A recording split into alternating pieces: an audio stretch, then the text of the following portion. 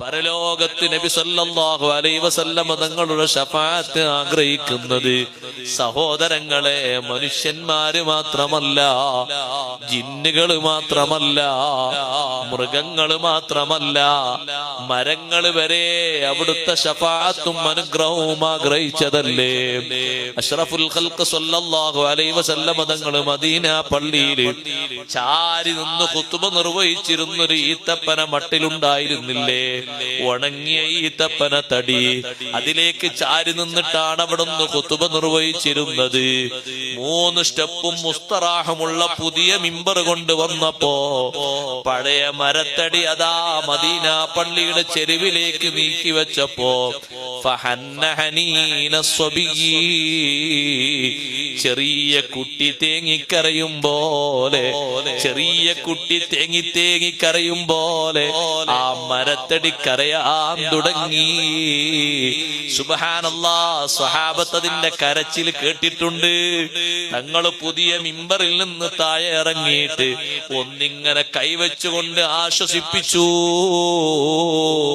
അവിടുന്ന് പറഞ്ഞു, ബക്കത്ത് അലാമാ കാനത്ത് തസ്മഉ മിനദ്ദിക്ർ, നേരത്തെ കുറെ ദിക്ർ കേട്ടിരുന്നതല്ലേ, ഇപ്പതിന്റെ ചാൻസ് പോയല്ലോ എന്ന നിലക്ക് കരയുകയാണ്.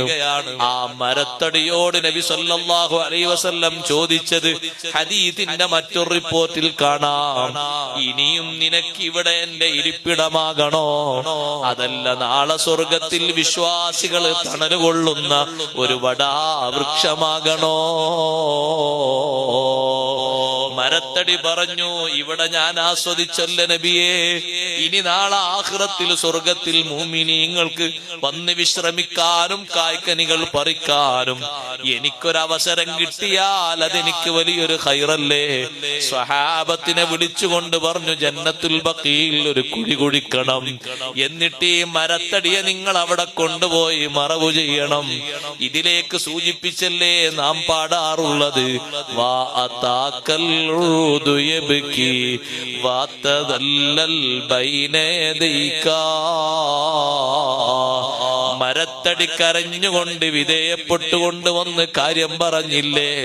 അഷ്റഫുൽ ഖൽഖ് സയ്യിദുനാ റസൂലുള്ളാഹി സ്വല്ലല്ലാഹു അലൈഹി വസല്ലം തങ്ങളോട് ശഫാഅത്ത് ചോദിച്ചതുമായി ബന്ധപ്പെട്ട് തന്നെ ഇമാമിങ്ങൾ വേറെ തന്നെ കിതാബുകൾ എഴുതിയത് കാണാം. അതിന് ശഫാഅത്ത് ചോദിച്ച ഓരോ മൃഗങ്ങളെയും ഓരോ മരത്തടികളെയും കല്ലുകളെ വരെ അതിൽ രേഖപ്പെടുത്തിയിട്ടുണ്ട്, മാലാകമാരെ വരെ അതിൽ രേഖപ്പെടുത്തിയിട്ടുണ്ട്. ആരാണ് അവിടുത്തെ ശഫാഅത്ത് ആഗ്രഹിക്കാത്തത്?